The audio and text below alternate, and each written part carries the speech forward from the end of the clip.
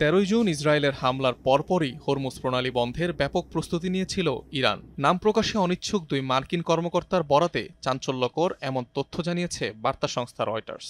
রয়টার্সের দাবি, ইসরায়েলের প্রথম দফা হামলার পরপরই হরমুজ প্রণালী বন্ধে তোড়জোড় শুরু করে ইরান। সামরিক বাহিনীর মাইন ভর্তি নৌযান পাঠানোর প্রস্তুতিও নিয়েছিল তেহরান, যেগুলো শেষ পর্যন্ত পারস্য উপসাগর পর্যন্ত গিয়েছিল, যা টের পেয়ে যায় মার্কিন গোয়েন্দা সংস্থাগুলো। আর এই ঘটনায় উদ্বেগ ছড়িয়ে পড়ে ওয়াশিংটনে।